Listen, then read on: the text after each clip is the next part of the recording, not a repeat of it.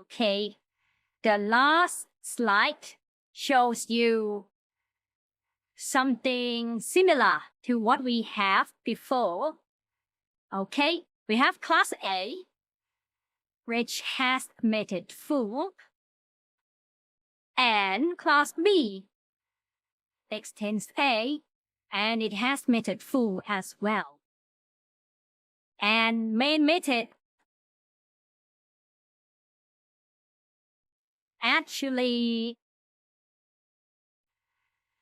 initialize a variable A to store object B, okay, and call A.full. So the difference from our previous code is that full is private. Okay, so we got A, B, and well, private full for A. So what happens when A.full is called? Well, normally it would, print B, right? Since B is the actual object. Okay, but this time B, this time full is private. That means B's full are not related to A's full. Okay? This is private, so it cannot be overridden by the same method in subclass. Okay? So the same method in subclass is not overriding it. It's just a separate method.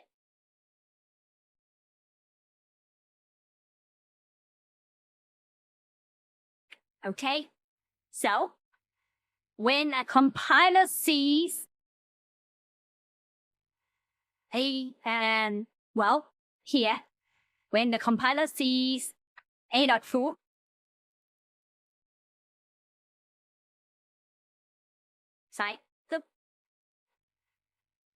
it checks the type first. Okay, the type is A, and A has method full. Okay, that's fine. And when it will run,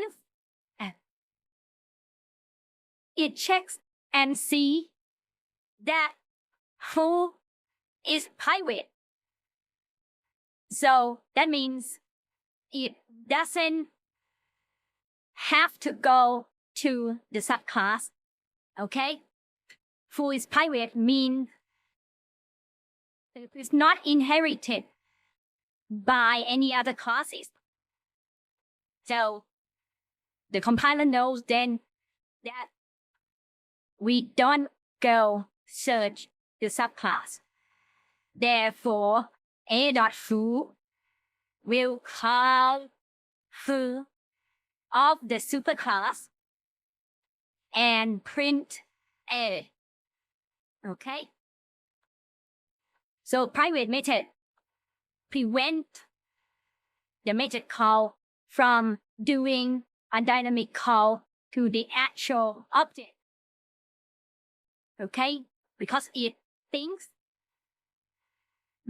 because it knows that the method is not going to be overridden by subclasses. Okay, so it just call the method from that superclass.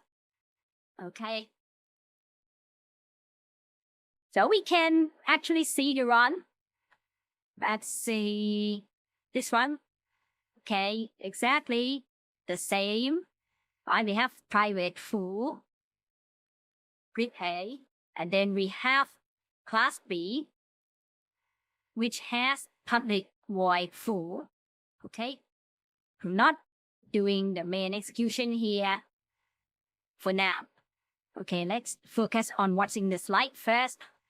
What's in the slide is try to execute A.full, and well, because it's private, we should call A, right? To call func of A of the type right away and print out A. So let's do it. Let's run. So it prints out A. See? Okay, so that's this example. Another one is when B execute main, right? Here, here, I can't call foo from here. Alright, I can't call foo from here because, well, X is A. Alright? And foo is private. And I'm calling it in another class. Alright, I'm calling it in another class, so it will know, the system will know that foo is private in A. So, cannot be called in class B, which is another class. Okay, so this doesn't work when called in class B. Okay? Right? Otherwise, well, within the code of this example,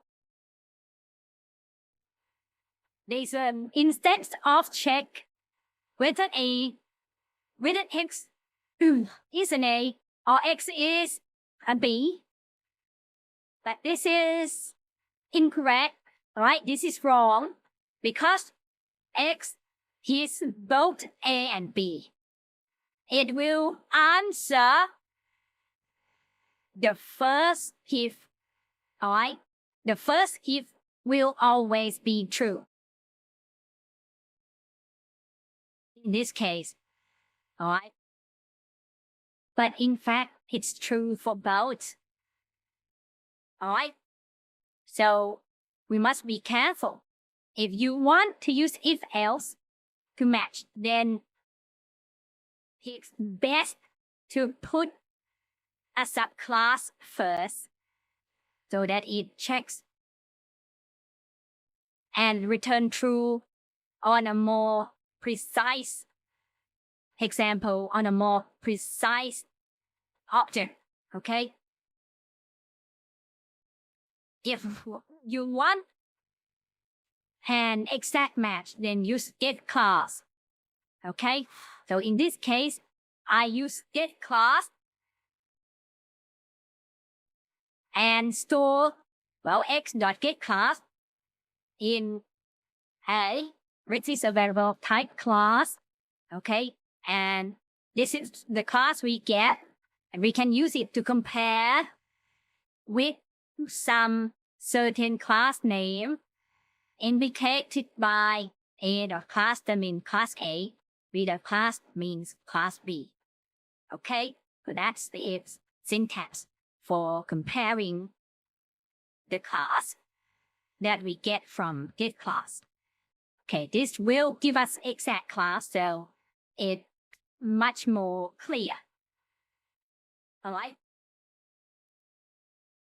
Okay, that's it for the example. And that concludes the last slide too.